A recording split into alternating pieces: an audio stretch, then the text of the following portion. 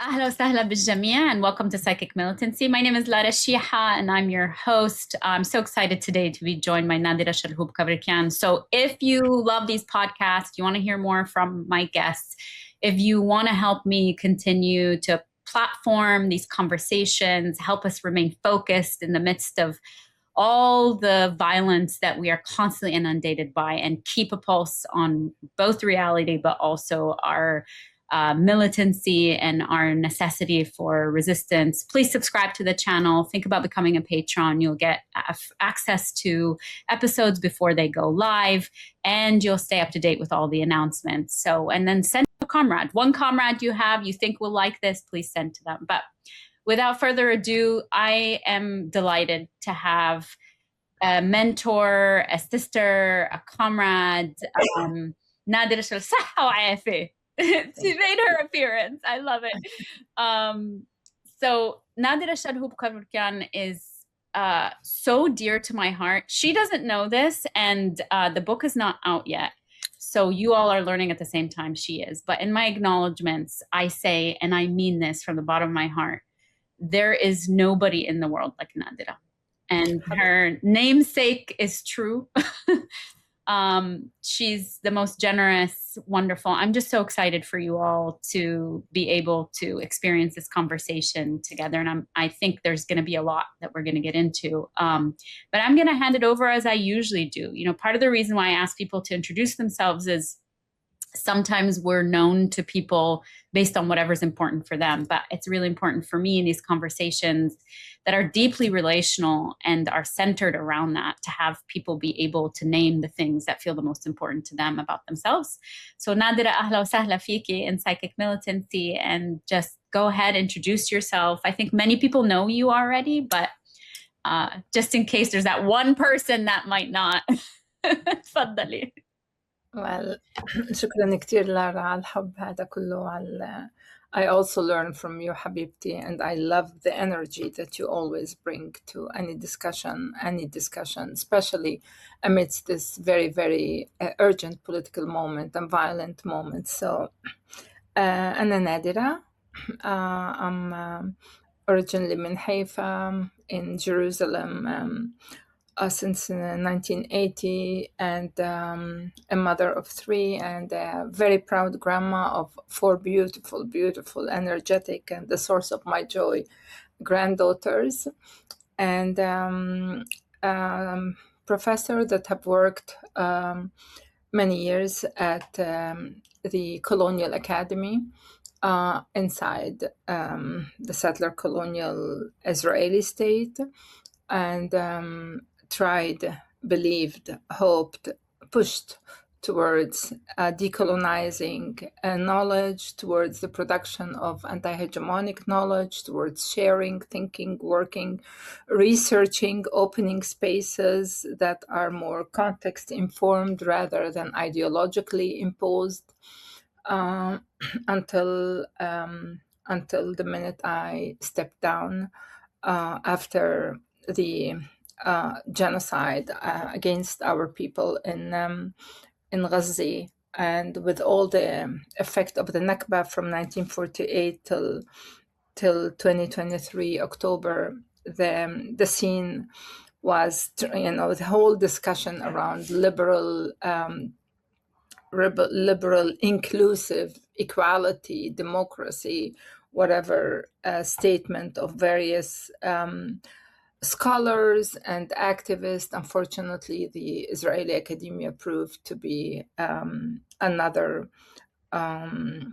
really branch of the Zionist colonial ideology, activism, strategies, and so on. So I worked there for years. I really loved investing in my students. Students really come in a different, with different minds, and it's always a pleasure, really, and a pride to see them today flourishing and moving, including, Palestinian students from different places. Of course, I also worked in Bethlehem University for 10 years teaching there, and I have, my academic personality scholarship was shaped by my students at Bethlehem University during the early years of the first Intifada, and seeing them afterward in class, teaching them and learning from the people.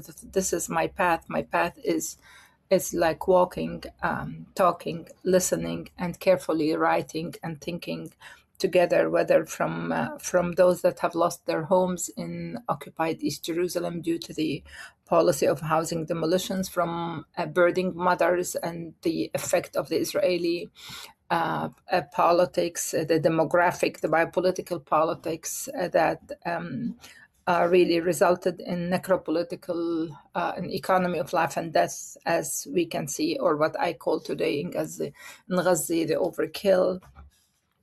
And so this is my work. I live in the old city of Jerusalem. I write about the old city. I write about Silwan, Bab al-Amud, and Aisawi. And, I just write about Kufr Aqab, Beit Hanina, Shafat. I write about what we as Jerusalemite face and witness, and how do we think it, and how do we discuss it on the day-to-day basis. So my work moved from working as the head of the first hotline in the Middle East in 1993 at the Women Legal Aid and Counseling Center, to Bethlehem University, to the Hebrew University of Jerusalem, to stepping down after the atrocities and my arrest, to today writing about both occupied East Jerusalem and the Ihala on Jerusalem, and the genocide and the continuous genocide against our people, my student, my friend, and my colleagues, and the kids that I have interviewed in Gaza, that some of them I even can't find or do not know their whereabouts. That's Nadera. Habibat Albi. There's so many directions we can go, but I want to start us off. I want to talk about your work more deeply. I want to give you a chance. Also, I know you have a new book coming out. I'd love to talk about that. I'm sporting a T-shirt from Al-Hadin Al-Fikriya, which it comes from Nadera's thinking as well, sort of intellectual sanctuary that does a little bit about what you're talking about, is how do you decentralize knowledge production and reclaim it. But let me start somewhere very specific, because for me, one of the things that is so, impressive about you and how I see you practice your political commitments even through your work. Like, there isn't a separation between pedagogically what you think of research-wise. There's two things. One, your resistance to the oppressive demands of reality bending, right? Of like the reality bending that comes not only by living or having settler colonial citizenship to a settler state, but all the places that you have worked in across the board, like demands that come to pretend that reality isn't reality. The other piece of this is relationality. Like, you listed off the places that you have worked, and folks, I have met people that Nadera taught when Nadera was like in her 20s, and nobody forgets Nadera, and she keeps people close. So I'm wondering if you can talk about both those things. And for me, al-Quds, Jerusalem, has a centerpiece to, like, how does being in Quds, being of Quds, thinking about al-Quds inform both this sort of resistance against reality bending and the relational ethos that you, I feel, just embody effortlessly? Yeah. Yeah, it is what we see every day, the reality bending of the state. But it started actually, Lara, Haifa. It started in Haifa as a child that grew up in Haifa, as a child that was called dirty Arabs all the time. The call that they used to call us, our Jewish neighbors, in Shara al-Mukhallis in Haifa. So that analysis of being the daughter of a famous lawyer, but being called all the time the dirty Arabs, Arabim Milukhlachim, and needing to deal with their stones that they used to throw stones on us.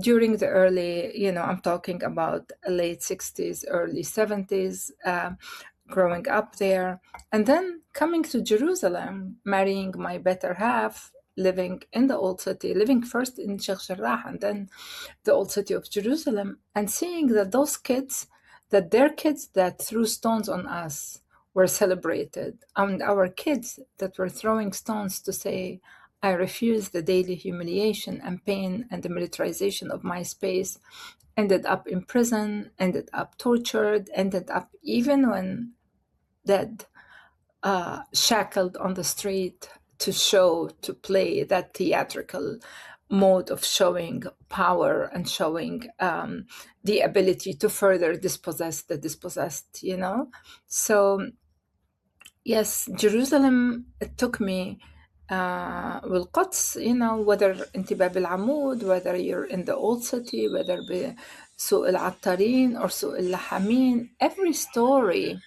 is another mode of understanding, opens up your eyes to understanding the settler coloniality, its techniques, its power, it's the way. And I guess, I am affected by the Fanonian analysis that, resistance to colonialism really generates comprehensive creativities. And that's what you see in the old city when the shop owners are facing the daily violence of the settler state, its police, its military, its settlers.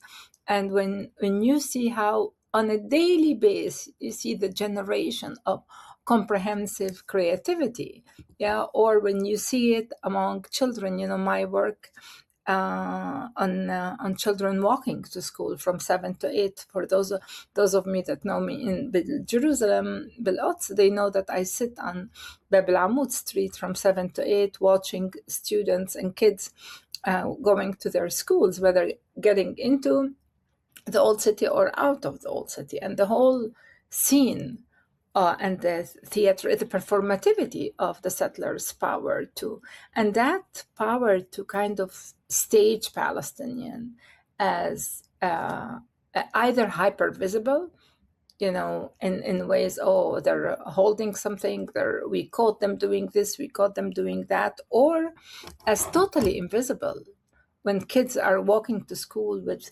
when facing the rifles and the police and the militarization of the space. And it's 7 الصبح, between 7 to 8 in the morning. So that walk to school had taught me so much. I remember that discussion one time with a guy that was selling ka'ak Bab al-Amud, and it was a day whereby they stopped a child who was rushing because he had a test, امتحان algebra, عندي امتحان, and he kept on telling the soldiers دخيلكم مستعجل, تأخرت على الامتحان, I'm late, and they really harassed him. And another young girl from another school came and started screaming at the soldiers and telling them leave him alone. And the way, that collectivity of Palestinians that start supporting and helping each other at moments of really violent behavior of the settlers. And when I intervened and helped him, talk to the soldiers, and he was on his way to his exam, rushing, crying, running, and the young girls were helping him put all his the belonging back to his backpack. After he left, I told the ka'ak seller, وبعدين, what can we do? And he looked at me, he said, جارتنا, as long as we are selling ka'ak Bab al-Amud, الدنيا بخير, we're good. That tells you, out of the whole scene, the morning terror of those military people and settlers, in a minute, he claimed his siyadi, his sovereignty over that space. His siyadi was about, stage around selling ka'ak Bab al-Amud, and the siyadi of the kids in relation to their power to walk to school safely, and my power as as a person who's watching and observing to sit Bab al-Amud. Of course, today you can barely sit Bab al-Amud because they changed the whole seating there. So they keep on invading our even very intimate and private spaces to prevent us from claiming sovereignty. And then you see the cake seller and you see the pupils on their way to school really reiterating and stressing ما زال في كعك باب العمود as long as we're selling كعك in الدنيا بخير. So that is something that takes me to thinking, to walk back home and to think, my God, we need to keep on walking. This is the creativity that never ceased to amaze me, whether in the old city, whether when I was working Bil Khalil or being in Gaza, working with the kids in 96, 97, 98, or later, or in 2019 when interviewing kids participating in the March of Return and working with doctors like Dr. Ghassan and others that they were operating, and I was interviewing to understand the child's minds and the ability to comprehend the daily atrocities. So it is that Fanonian analysis and our daily resistance to colonialism and to settler colonialism and to the logic that really generates comprehensive and creative. What's amazing about what you're saying, Nadera, and I think this is something very specific to you that I've experienced every time we have conversations, and we're in constant conversation and relation around these sorts of things, is that I'm reminded of Basil al-Arash saying, you have to remain enchanted with the world. You can't forget the beautiful things, from the raindrop to the kak, the person who sells kak. But that takes a particular type of attunement. Like the way you talk about it, and I believe it and I've seen it, it's very natural for you to be able to see these modes of existence and resistance in the most mundane acts. And I think that's part of what's so beautiful, is that we can think about resistance on this large scale, and we have to. And yet, under settler colonial conditions, part of it is also refusing to disappear, refusing to bend in certain ways. One of my favorite, it's very hard to pick a favorite thing that you've written, just to tell folks. One of my favorite ones is the playing hide and seek, the kids who play hide and seek in defiance of these settler colonial soldiers who don't know the alleyways, who don't know the land. And here are these kids saying, guess what? Whether there might be risk involved, but I'm going to claim this space. But I'm wondering if you can speak a little bit more to how do you balance, how do you remain attuned to it? Because I never see you downplay the atrocities. There's this really beautiful, intricate balance that you hit that I think a lot of people struggle with and might go into despair instead. But you have this way of representing reality. This is what I was saying before, including the violence, the deeply imbricated violence that a settler state has to do. Like, power has to be enacted. And there's all these ways, the killing boxes that you talk about, the, coming after kids playing hide and seek, the rearranging Bab al-Amud so that nobody can sit and be in communal process, all these heinous daily indignities, and then the bigger ones, of course. But this balance, you always strike this, and you never leave behind both the pain, but also the possibilities. I think that's the Fanonian part. I wonder if you could speak to how do you come to that? What are the mechanics of that? How do you stay focused on being clear about the expansiveness of Palestinian experience? Well, I think that witnessing, watching, listening carefully, attentively to people is what makes me a very all the time, and really, actually, it awakens me.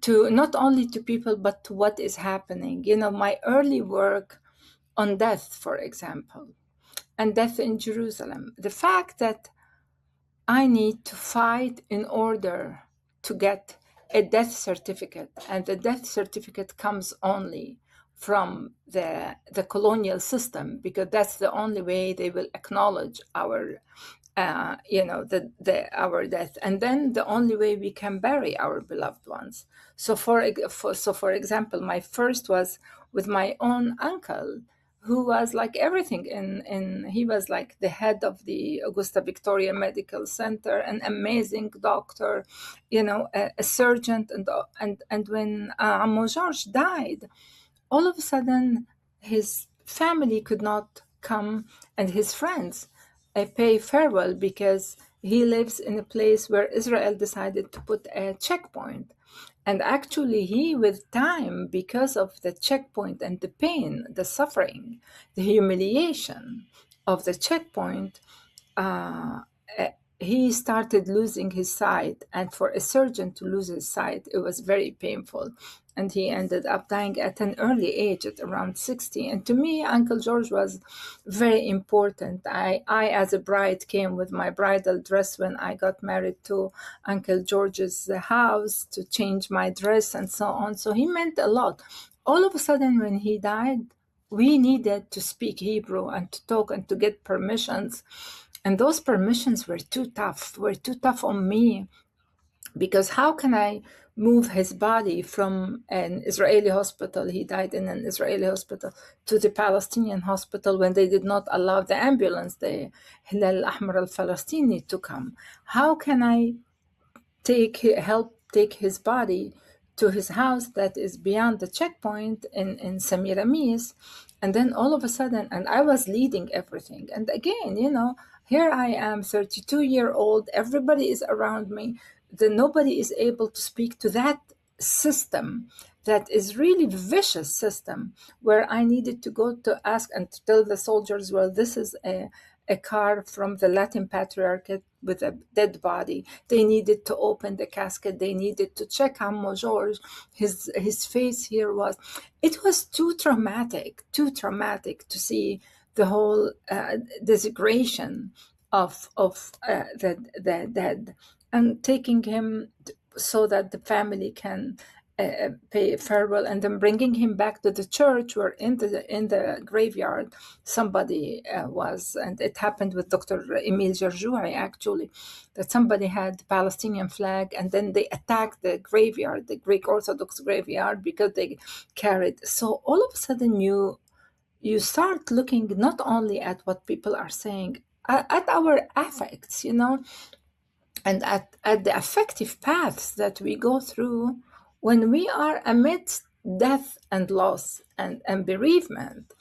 And how do you do that? And then you need to negotiate with them.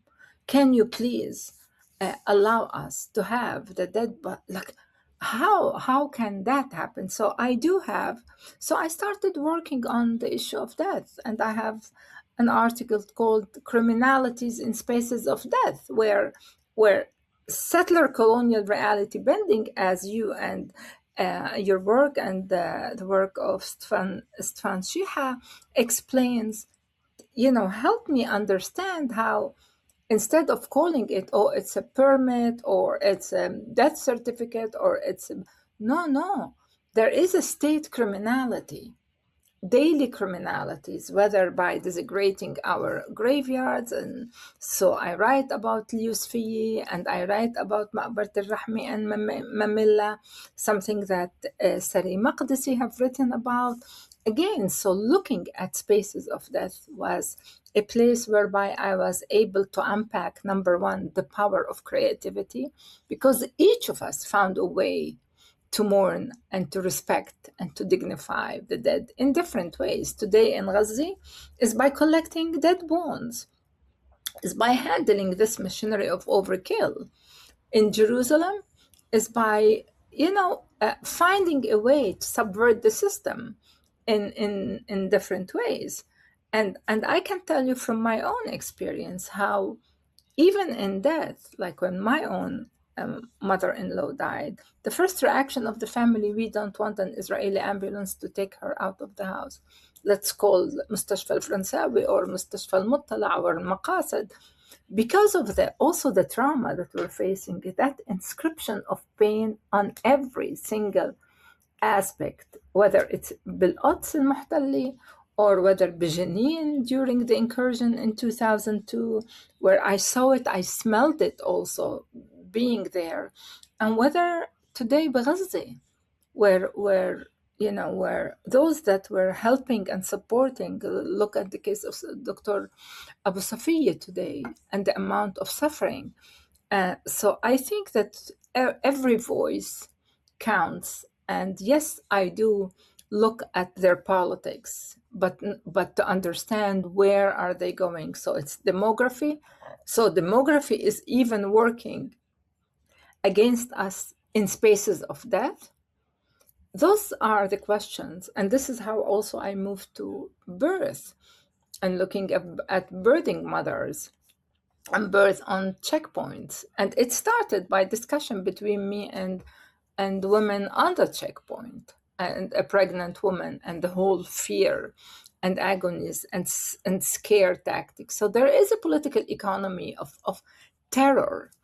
And yes, in Jerusalem, that construction of colonial reality is very telling, because there is, Lara, there is a role of that state terror, that where the space of death is one of the critical spaces where we as Palestinians, as natives in the U.S., where the Zionist state gave birth to a world where Palestinians are eviscerated, are erased, are eliminated, whether in numbers or whether actually. So this is where I kind of go.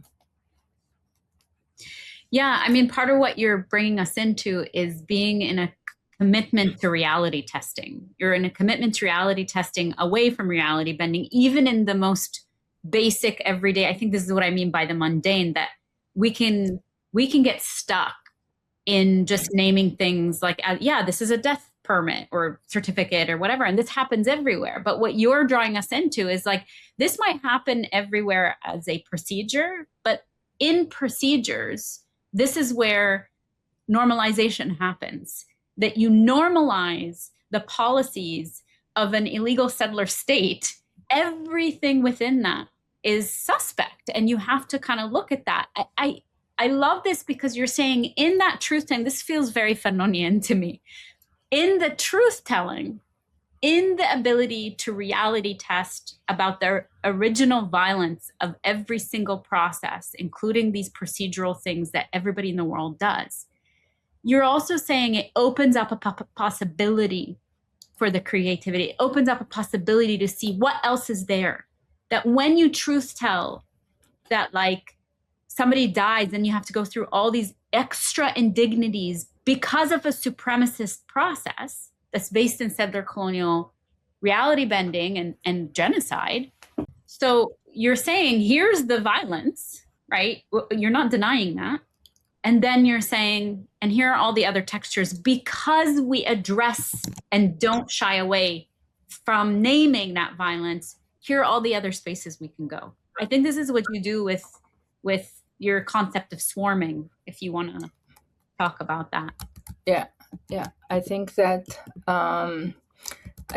that's exactly where I want us like to think together, because when you look at, again, when you see that the modern technology, the strategies, the politics, and the way those technological, technocratic, strategic, bureaucratic warfare are really affecting everything about us. You see, in comparison to this, or to speak against it, is the power of Palestinians to analyze, and I guess each one from the birthing mother that is on her way or standing on the checkpoint, that she looks and she thinks and she plans, to those that are burying their beloved ones in Gaza, or searching for their bones, or those that are treating, and so on.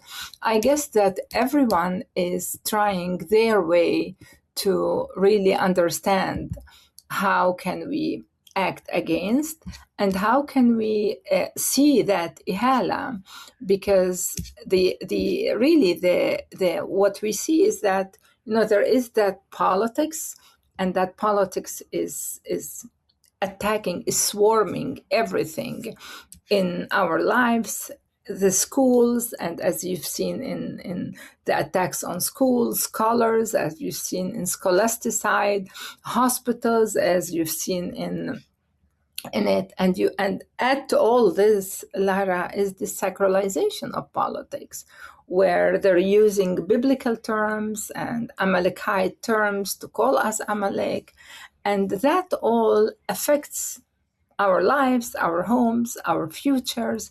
So when I look at ihala, I try to unpack and understand the operation of that ihala, that swarming, what kind of politics is used to mobilize that ihali over the home and over the homeland, over the body and over the flesh.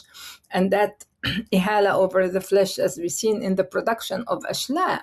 So to me, ihala, and the concept came in occupied East Jerusalem, Bil-Quds al-Muhtalli, where the voices of the people were guiding me to unpack, to see the violent apparatus that is operating on daily basis in Jerusalem, not only as an operation, but as a network of aggressors on multiple levels, multiple levels of collusion, where you see the transnational links, and you see the strategic goals, and you see the way that it is cultivating the global and local structure to really produce a racialized swarming, a racialized suffocation, asphyxiation. It's kind of swallowing. It's kind of debilitating the colonized on every single day. So just looking at Silwan and thinking about now the fact that they're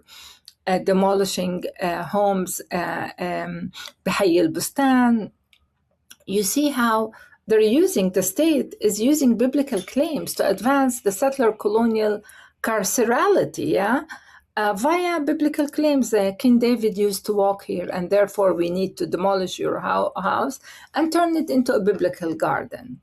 And that really not only allows me to understand the ihali, but when I talk to kids بسلوان, you see how they're staging in their discussions, like هن بيقولوا أمنهن security threats, أو هن بيقولوا biblical claims. This is what they're saying. But the kids are able to really see that it's the ihala, it's that colonial logic that is turning us into dangerous others, into criminal others, into profane, while they are the sacred, And so by using the concept of ihali, I help us understand the complexities. I help us understand the intensities. I help us understand the densities, and that interlocking power.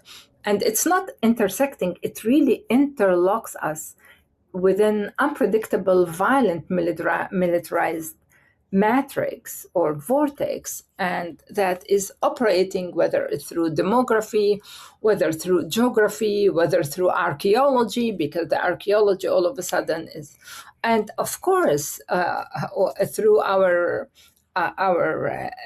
affective system. And using that concept of ihali in Jerusalem helped me trace the material, the political, and the affective dynamics of ihali. And it really goes through the mundane, through the quotidian, the everyday in the colony, really every single thing. And here I think that by talking about ihali, and I'm using the Arabic word, I really engage with the different meanings that, from the womb to the home to the school to the graveyard. This is where I go with with this concept, to unpack it. Yani, how is the ihala on the graveyard? How is the ihali on the womb? How is the ihali on schools?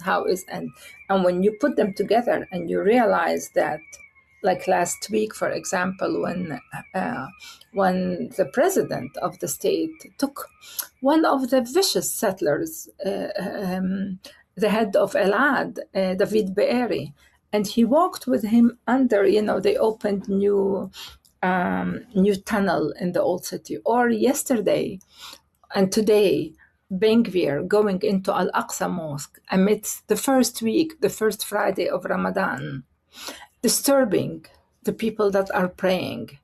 Not only they prevented people from crossing the checkpoint and coming to Jerusalem to pray in the first week of Ramadan, they also bothered those that are inside the Al-Aqsa Mosque. This is ihali.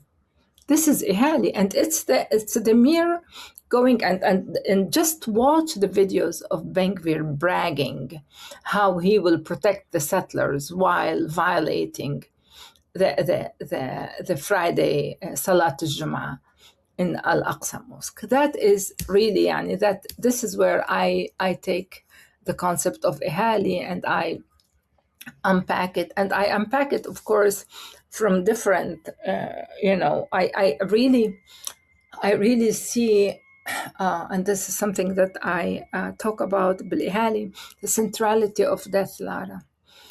The centrality, all they want is to erase, to kill. I see that centrality of death in every single thing that they're doing in Jerusalem, yeah. And second, I also see their depiction of the Palestinian as an ontological non-being. يعني as if مش موجود أبدا. يعني you are ontologically وجوديا you're غير موجود.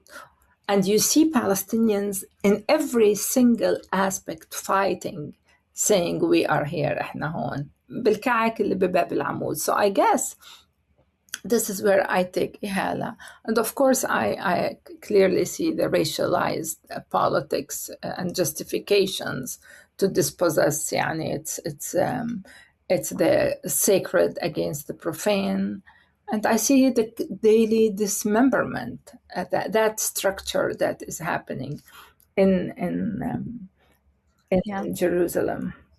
Yeah. I mean, and it's so, this theater of being offended when people call it a settler colony, and yet every practice is one that furthers the expansionist project of settler colonialism. This is, I think, part of what you're saying, is that the point is to intrude and expand into every space possible, right? From above, from below, into every space. Certainly, I talk about the psyche as a space that also is intruded upon.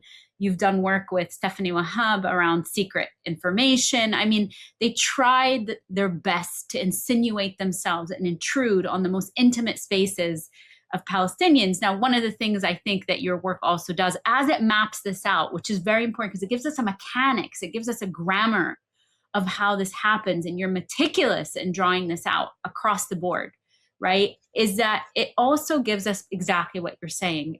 What are the counter technologies of resistance against this violence? And how do people resist these intrusions? Because as much as the Zionist, fantasy of complete erasure, we know that is a failing process that has failed. Like, Palestinians have not disappeared. They will not disappear. The destruction and horrific, complete and utter horrific violence unleashed on Gaza, and people have not disappeared. So there are these ways in which, again, it captures both the violence and the mechanics of that, and then also these counter technologies that become central to life and life making, which is also at the heart of your work and what you truly believe in as a human being. Yeah, but here, yes, it is what I truly believe, but it's again guided by the people. I remember, because my work, my visitation to Nabil al-Kurd بالشيخ Jarrah, and the concept of ihali was raised by her. It took me years to understand what she meant.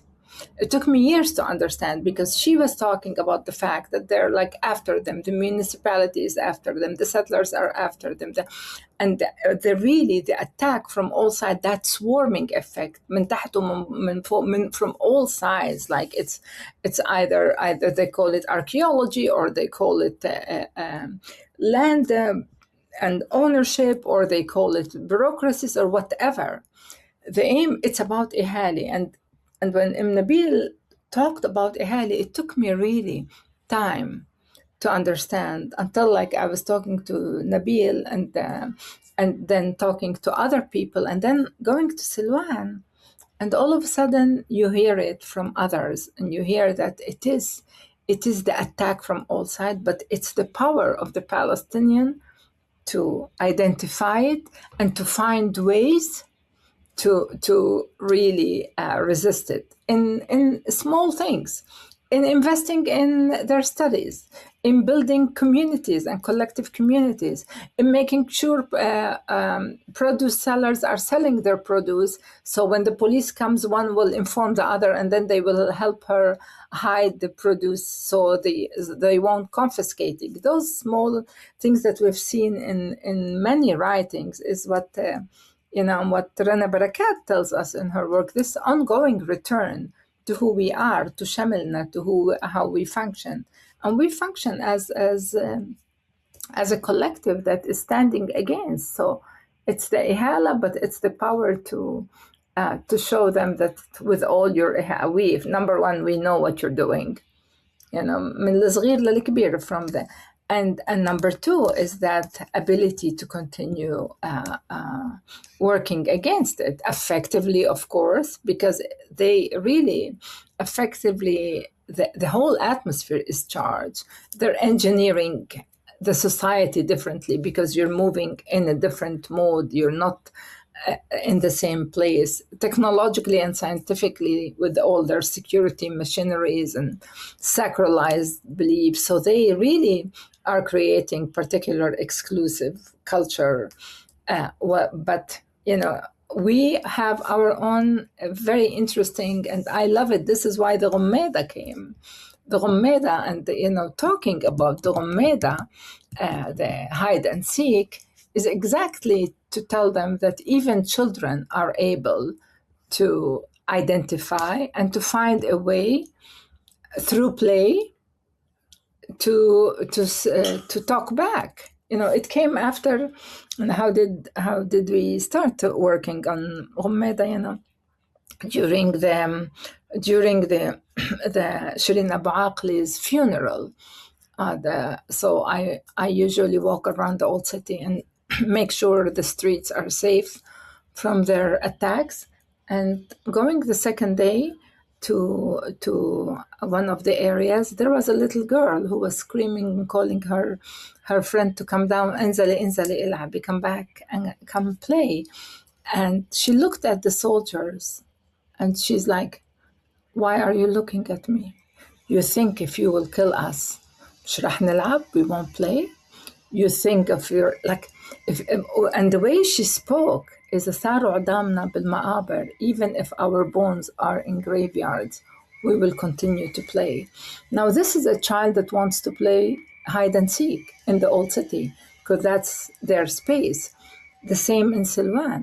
So you learn techniques and strategies, and very creative, of preserving the self from the amount of violence, from killing a journalist to today killing so many journalists. So it started with Engineer and Shirin Abu Aqli to today the amount of almost 300 journalists killed in Gaza. And I think that exposes the global complicity in that machinery of attacking, of swarming, of killing, and the overkilling. Yeah. We're back to the place of you attuning to that. Like, I could just imagine somebody walking by that kid and just being like, it's a kid, but you attune to what she's actually saying. And certainly, and this is maybe where we come to this, is that we were talking about it in larger swaths and structural language, which I think is really important and very much sets your work apart. But I also know that you personally have experiences. Like, you're talking about swarming, and I'm thinking about all the ways in which you have been attacked, tried to make you isolated, certainly, make you into a monster, make you into singularly dangerous person. All of it obviously follows the same logic that you actually study in your work. And yet, here you are. And you create spaces of possibilities from that. Hadna al-Fikriya is one of these spaces. But I want people to know part of what your work does is also say there will be attacks because this is the function of a system of violence. And yet there are always possibilities of doing. You always tell me, continue to speak Palestine, think Palestine, represent Palestine. So I kind of want to go there. Like, you're Nadera. You're still here. You defy it. You're just like, no, this isn't gonna. I'm gonna feel this because you are a deeply feeling, compassionate person, and then you're gonna be otherwise still. Well, I think what you learn is to keep on searching for ways to keep on moving and not falling. And yes, we are allowed sometimes, and we have those moments where we are very upset, and because of the magnitude of violence, of loss, of grief, of and especially disappointment with a world that can see such a large amount of people dying, killed, dismembered, and still cannot stop that machinery. But I think that I will, as Nadera and as my collective and those that are with me in this path, I will continue searching for ways, like this little girl that found a way to continue play. I continue to love. I continue to search for those that can think with me of ways to create life and livability and collectiveness. And Palestine is about this relationality. We are all we cannot live alone. Like Anna, if I go to the old city, I talk to shop owners, learn about their hardships, understand the whole bureaucracies and actual violence against their kids that are in prison and so on, and search for ways. So hearing each other, listening, collecting our efforts, building new communities, new networks. We've seen it. We've seen the importance of collecting with our colleagues in South Africa, and the importance of creating a hadina, a really a hub, an incubator that would allow us to continue thinking and planning and writing and screaming and walking hand in hand, learning from different places. So yes, the creation of the Hadina is number one, to tell the colonial academy, you cannot control the knowledge produced by us. So if you don't want to join us, you're out. So the whole idea is to really bring together those that are thinking and working and acting and healing and intervening, and looking at the affective element, and looking at geographical element, and the political economic element, and the epistemic and the ontological together, to think together and to find a way. There must be a way. There must be a way to break that monster, and that monster that continues to get bigger and bigger. But we are also bigger in our collectivity, and you've seen it in the 3 hadinas that we've had. And yes, we needed to have the amazing Dylan Rodriguez in the first hadina to speak about the logic of evisceration and how genocidal is this. And we needed to listen to the amazing Muhammad Sidat and Shahna Sufla's work in helping us understand the psychic power of continuity, of collectivity, of togetherness. in Cape Town, and we needed to come to here, to Princeton, to hear you, to hear Stefan, to hear the amazing scholars that have shared Samira Smear's brilliant intervention. And that is really what is unique about Palestine. What's unique about Palestine and the work I mean what you learn from people that are working, whether بلبنان ولا whether بالشتات ولا whether بGermany or London or Princeton or Berkeley, that this relationality, I can pick up the phone and tell you, Lara, we need to talk about this. I need your help. We've seen the amazing work of Doctors Against Genocide, from nothing to Palestinian doctors, one from Khalil, one from Nablus, Yatta, one from bringing the power of the voice and the power of exposing through data, through archiving, through documenting, through that, the togetherness of physicians and those that are supporting them. I guess, and this is what the Hadina brings. The Hadina is there to create a space whereby we can think, and we can, of course, think critically. مش حيلا يعني. Yeah, we can think about ourselves. And I personally, I am in a place whereby I feel that we need the shatat to help us more move, because somehow inside Palestine, the amount of atrocities, just thinking about our the political prisoners and their ordeals, and the amount of torture and the amount of pain that they're going through today, and the fact that we're still listening to stories and continue our days, and each day we lose another one, and we know that the death penalty is waiting for them. So yes, I guess that lemmi, that gathering together, that thinking together, that searching for ways, and I believe that only by doing this we empower ourselves, because there's something inside us during this genocide, that the invasion of the land and of the bodies of Palestinians, it did not attack Gazans, it totally attacked us inside, the Ghazi inside us. And it's also a mode of really reassembling the dismembered through, and we're not going to be the same. We are not the same. And I am not claiming that we're going to create the same wholeness that was before. But what I'm saying is that we can create a better wholeness that is is affected by what happened, but is also building different ways of walking, of playing, of singing, of crying, of being, of writing, of publishing, of mobilizing. This is where I really hope we can, in the Hadina, and this is why it doesn't belong to one place. It is a deterritorial.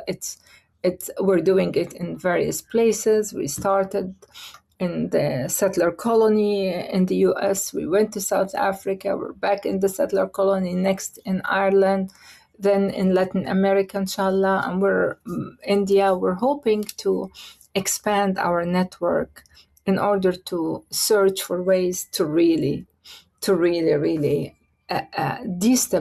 and unsettle that matrix of power.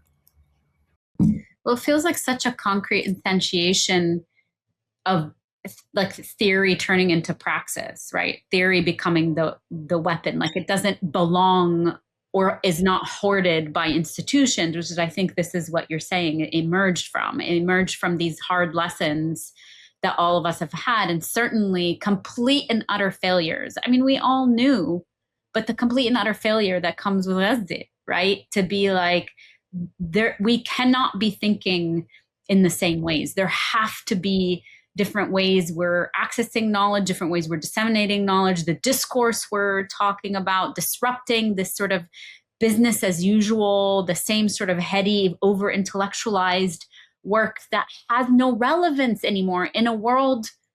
I agree with you, and I often say we shouldn't be the same after Gaza. If we're demanding to be the same or demanding a return, we've learned no lesson about living in a world that has the conditions that could create a genocide to this proportion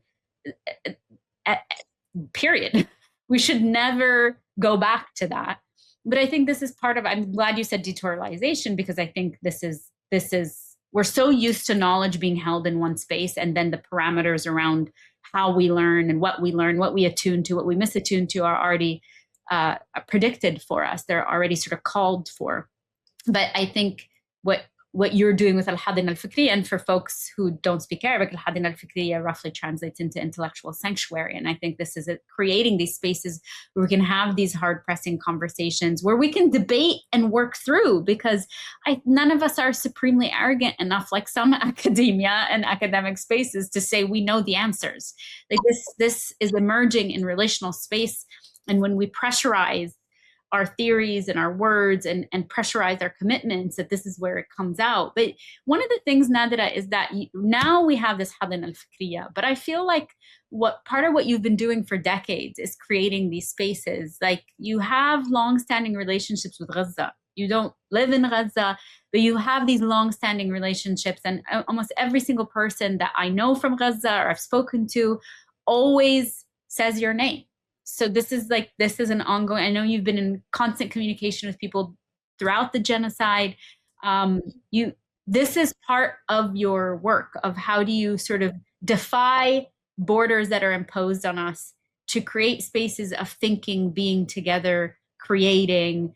I don't know if you want to say more about those collaborations that I feel like al-Hadin al-Fikriya kind of organically also comes out of and learns from. Right. Well, it is. I think it's the work with feminists around the Arab countries that opened up that space of talking, of not looking at borders. It's thinking with Jean Maqdisi at the AUB and Maghnia Lazraq in Northern Africa and others. And this is how I started my career. I started my career in a feminist organization, Women Legal Aid and Counseling Center, with the amazing Maha Abu Dayi, where we were really working, and Sama Aweda that brought Egypt to us and others. And this is how we started. And I learned that I cannot be in one place. And then with time, working with Medal Karmel in Haifa and running the gender studies project, again, when we wanted to make a conference or a gathering, it was never only Palestinians in 48. And borders meant nothing to us. So yes, we took buses from Haifa, Nasri to Bir Zayt and worked together with Rima Hamami that taught me a lot about borders and checkpoints, and her work on criticizing humanitarianism that really brought. So I guess I built my work. And of course, those amazing feminist scholars like Layla Abul-Lughod, that we don't need saving. Do Muslim women need saving? When she brings that into our discussions. So yes, I'm not alone. I started with a group of feminists and of people around me, and since I'm a social worker that worked in the field, I started in the old city of the streets in Jerusalem, where I have learned, and my late mother-in-law, who survived the Armenian genocide and who insisted on the importance of collectivity, of thinking through history and not thinking ahistorically.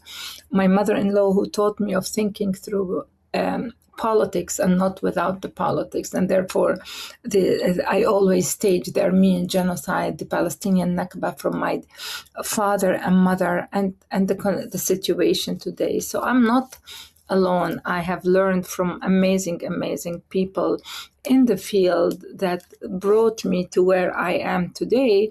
And I'll tell you what I am thinking. I'm thinking that I don't want the day to come like the Canadians will come and say, it's a sad period of our history. So in 100 years after they kill all Palestinians and we end up in in collective graves, like the thousands of babies and kids in Canada, that Trudeau will come and say it's an apology to all the Indigenous and all the Canadians.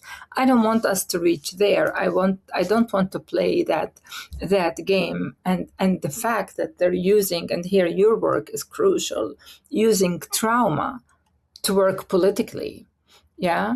And then those that are the commodifying trauma or evicting us from trauma studies. And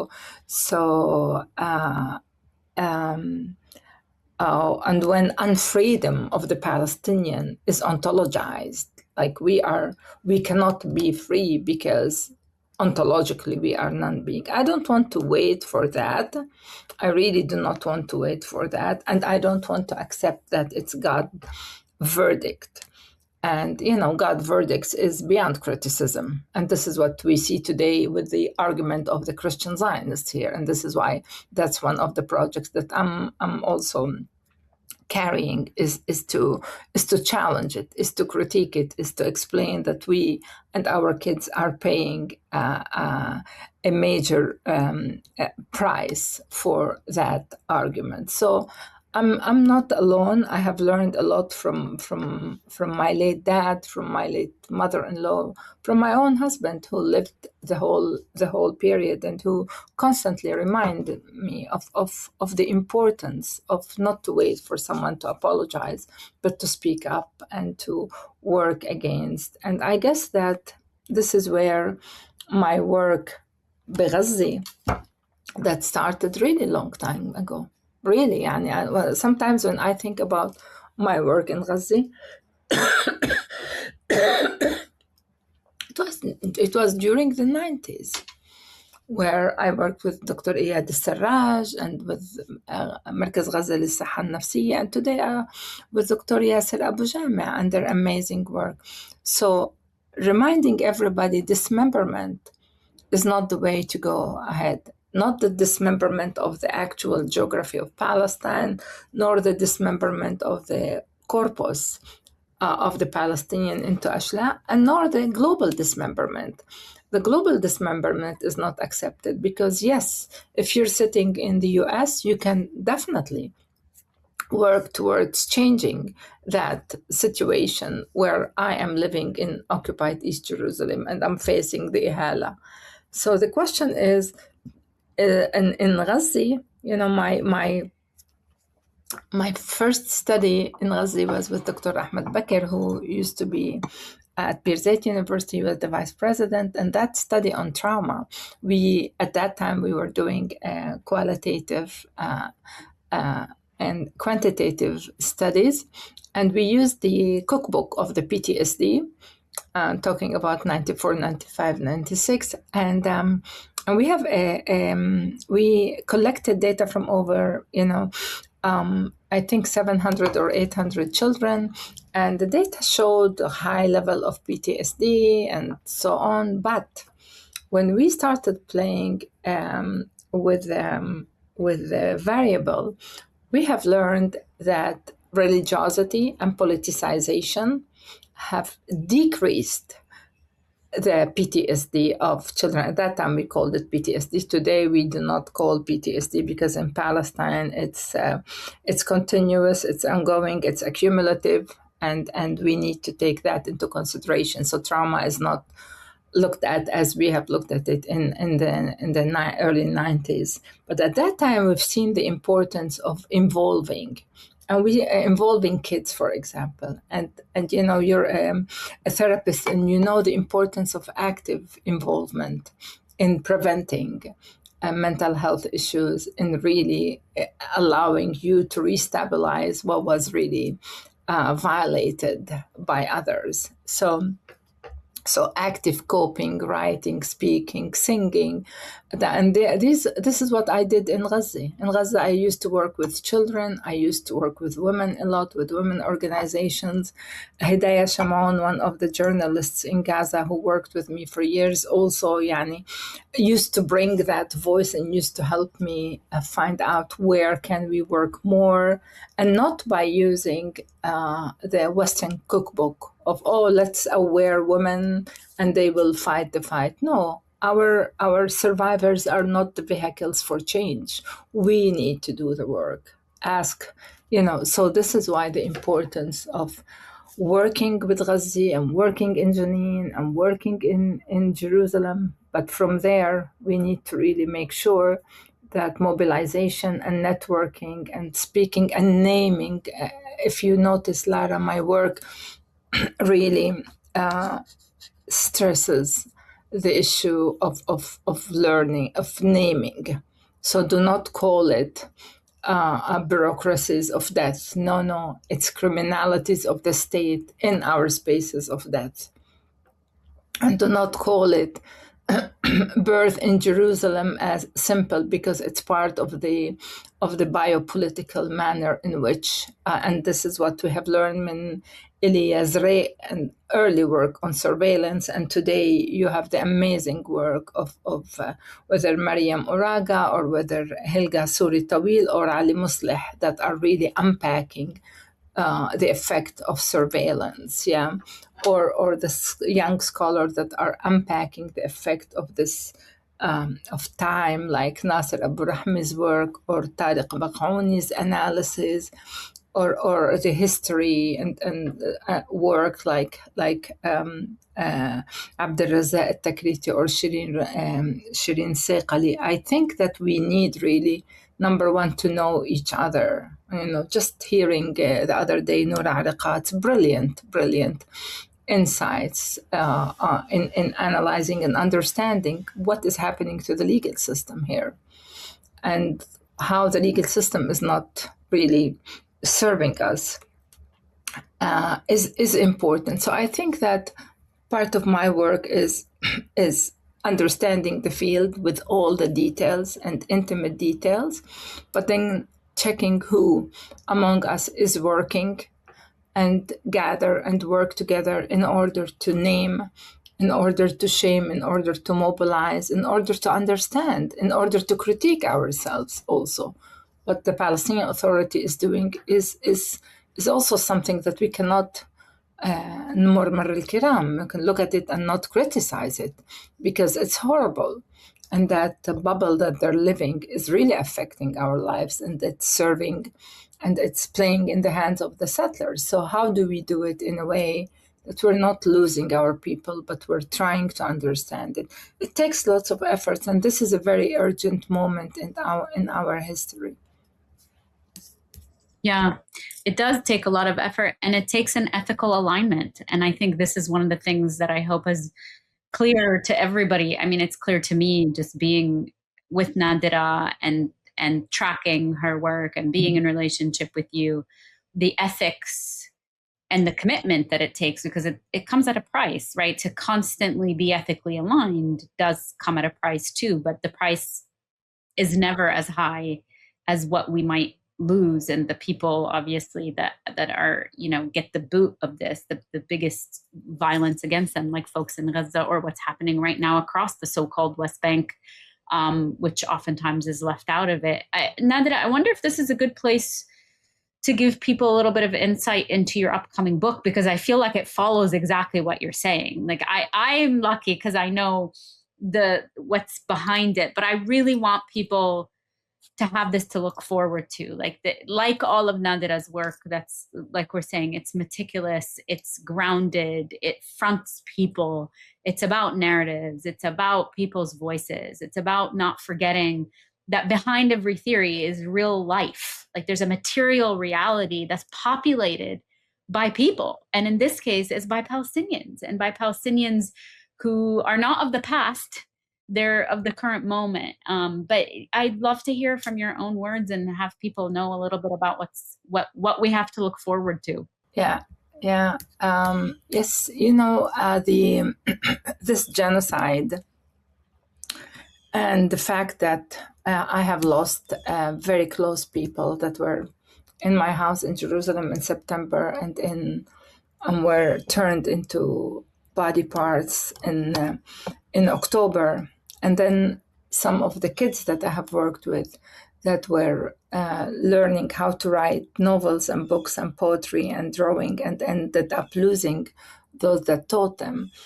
And the concept of ashla that came up all the time with the words of the kids that lost a mother that I was supervising, or a sister I was following, or a doctor I was working with. And the concept of ashla is what stood up strongly. And I must say that I was struggling whether I'm taking the right step to focus on ashla, because ashla is very violent, is dismemberment, is body parts, scattered body parts. So is blooded, is painful, is scenes of death. And the question is whether that space is a space where I want to focus on, stage, and engage with. But then I realized the focus of an ashla is to defy it, is to stand against it, is to find ways to lemlem, to gather the dispersed. So that scene of the father that collected the ashla of his kids, screaming, "These are my children." It's about naming, it's about collecting, it's about speaking against in a different way, in a very painful way, but it's there. So when I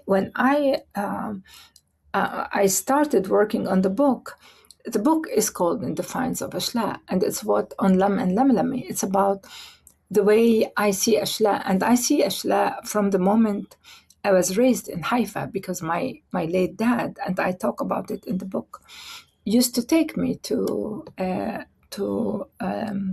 different places and to think about why we have the graveyards that are not acknowledged as graveyards. So Tantura is a place where Baba used to take us to swim, but every time we went to swim, he wanted us to acknowledge that he lost friends because they were burned alive, and their collective grave is there.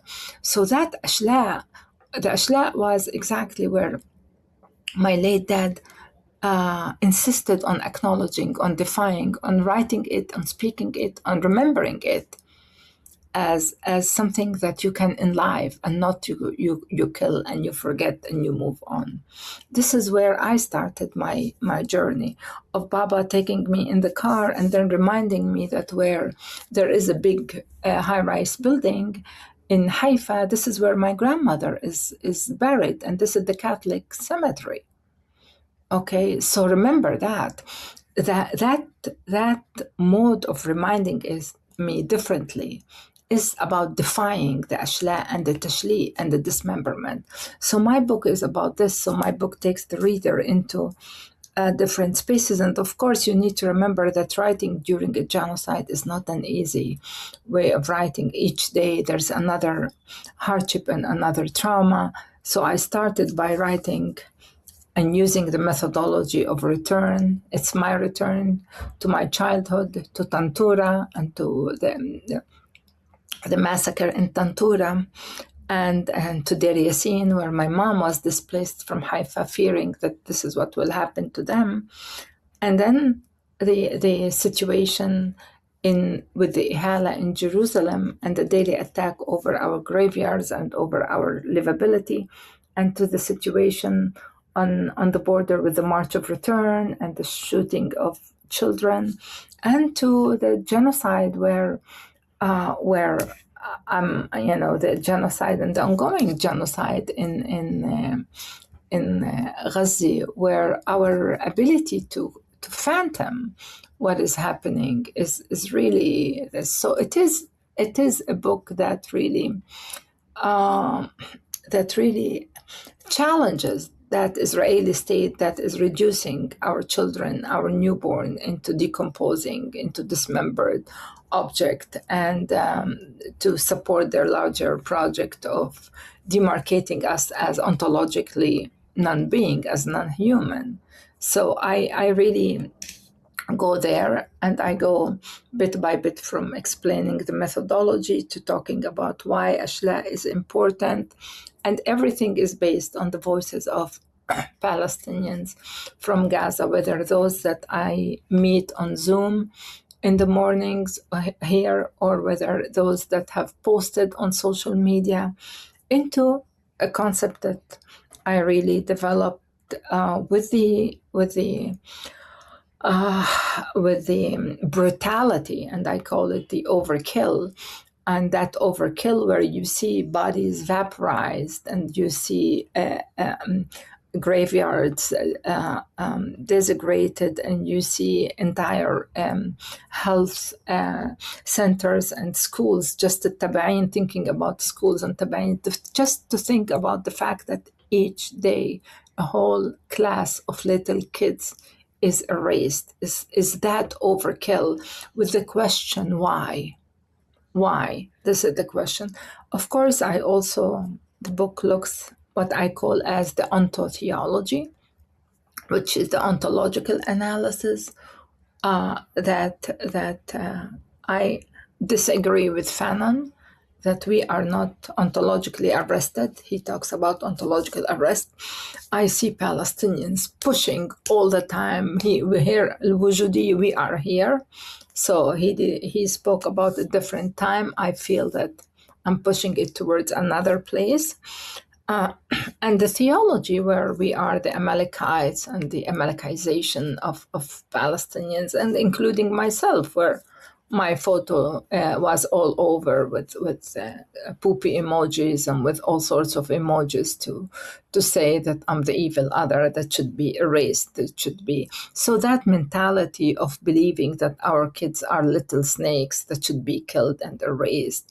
But I end up the book with the Lemlemi, with that gathering, with that the power of continuing to do it with the small and with the big, with those that are breastfeeding the child of somebody that was killed, to those that are creating and building schools in the nowhere, or treating patients in the no hospitals, and that power of the Lem and Lemlemi that I talk about, and that I have learned. And as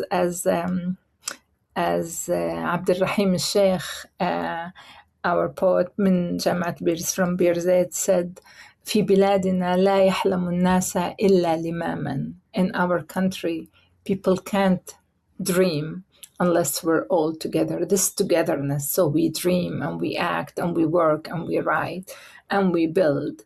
And we build on the shoulders of amazing others that we have learned from. So it is that lemmi and that limaman that, the book is really addressing. Mm-hmm.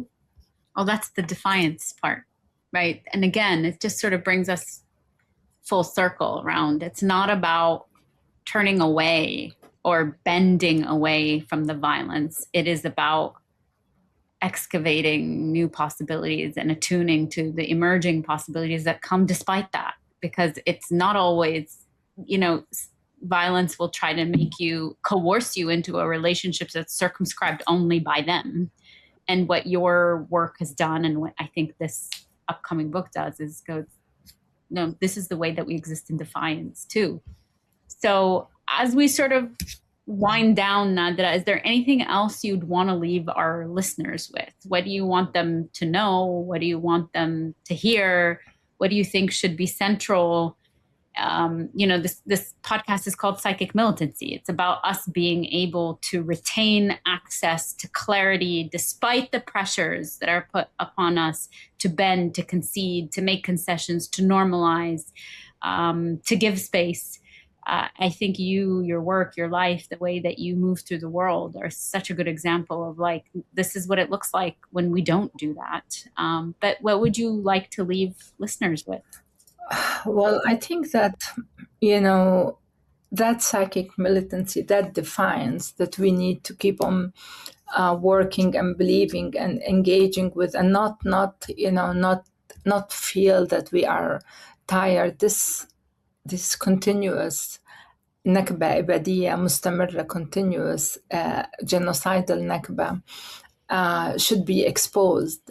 And if my work from digging into the flesh and looking at the ashla to defy it is bringing something, is asking us all to really, as part of psychic militancy, to remember to unpack that ontotheological Amalekite analysis that is so infleshed that Israeli security theology keeps on repeating and normalizing, and we are really defying it, and that is the militancy here.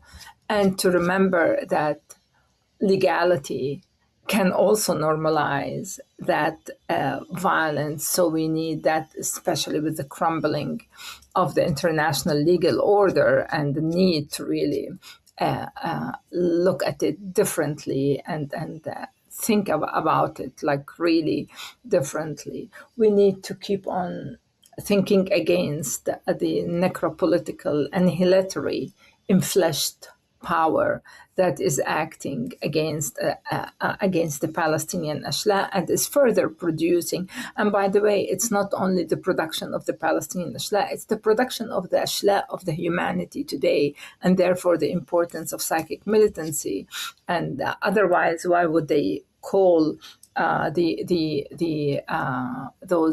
inhalatory AI thing, the gospel, or where is daddy, and so on. So that tells us the importance of really speaking against it. And I guess one other thing in terms of psychic militancy, Lara, is also to look at the global Western mode of dismembering, because the discussion around the global pillar in my analysis as part of psychic militancy is really to speak back against the Netanyahus and the Gallants and the Ben-Gvirs, that are affecting us, and that, as Noura Ariqat said, it's justice for some. So how do we really, or as Francesca Albanese teaches us, looking at the economies of occupation.